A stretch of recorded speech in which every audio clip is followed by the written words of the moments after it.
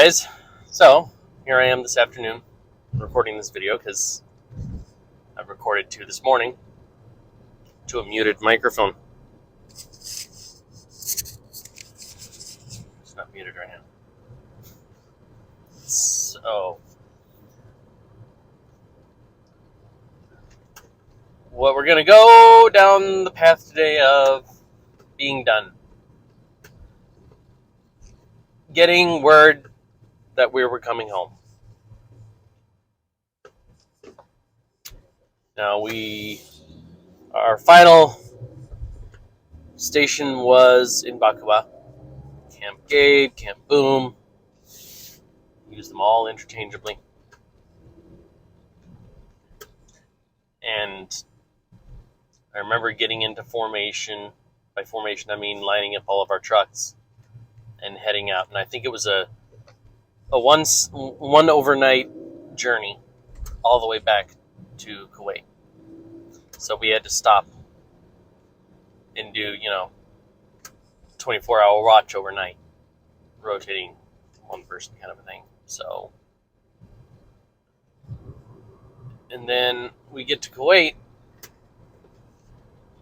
and at some point we hand in our weapons, and I can't remember when. But I do remember the feeling of being able to walk safely to get breakfast, dinner, lunch, all those things. The feeling of absolute joy knowing that we were done. We were coming home. We were safe.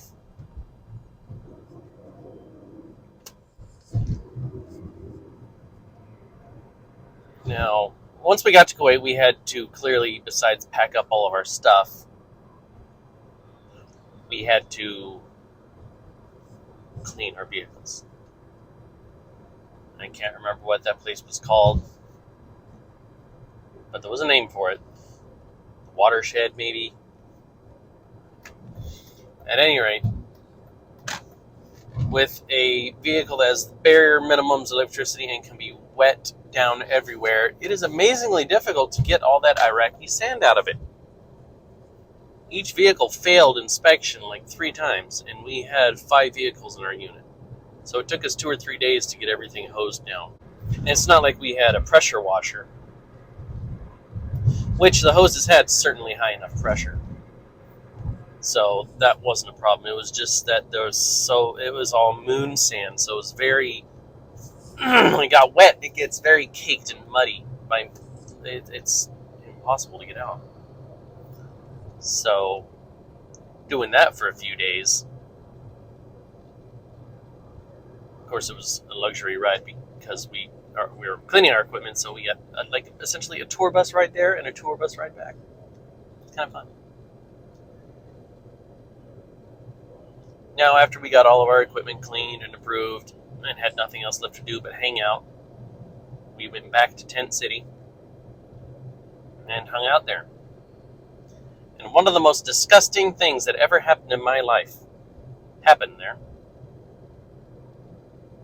So here we are watching a movie. General speaking, movie, a lot of people more than us, just watching a movie. And somebody nicely set their 2-liter of spit cup next to my 2-liter of Mountain Dew. Not 2-liter, my wide mouth. Yes, I did. I took a mouthful of minty, gross, promptly spit it out. Amazingly did not vomit all over him. Then washed my mouth out with Mountain Dew for the next 20 minutes. Of all the experiences, that's probably one of the grossest things I have. Ugh.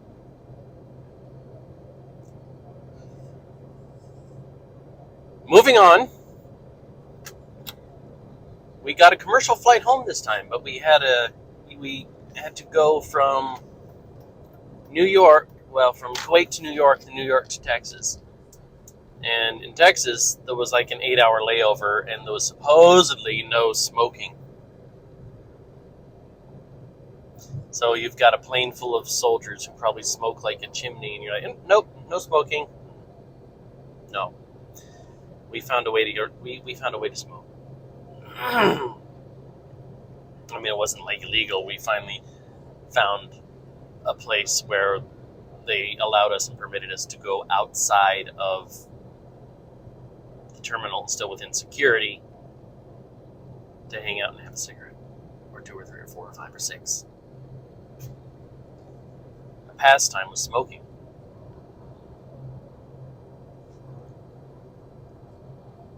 So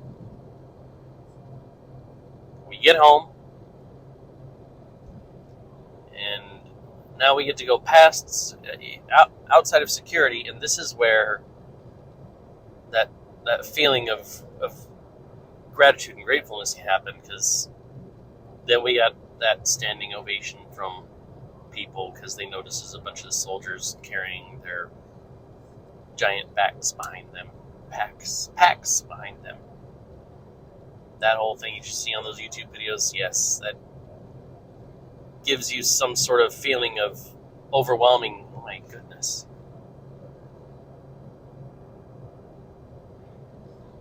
And we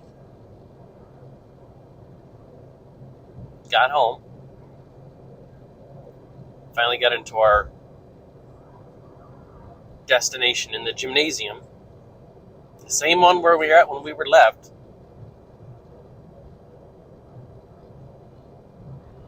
leaving. And an order we hadn't received in over a year was dismissed because we weren't. So then my cousin there was hanging out, and her person at the time was stationed there. So I went and hung out with her. And might I tell you that we came back from Iraq in March to Texas in March. And it was cold. It felt cold. And by cold, I mean it was 75, 80 degrees, and I was rattling my teeth. Because I was acclimated to over 100. That took us, I'm assuming a couple of months to reacclimate to Texas heat. It was a noticeable difference.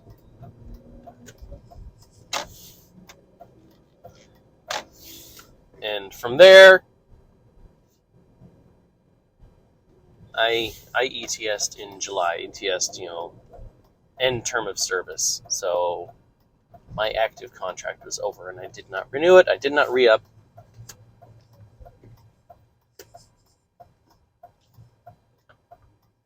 So I got to go home.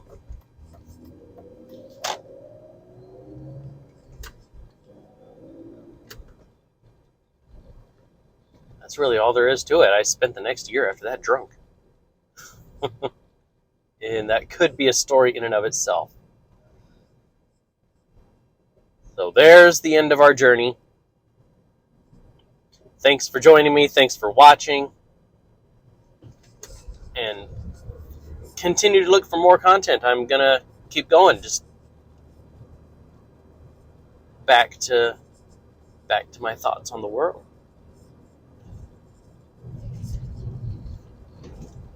And of course, all my dealings with the Veterans Affairs. And anything I can do to help you guys. But again, thank you for watching. And I'll catch you guys next time.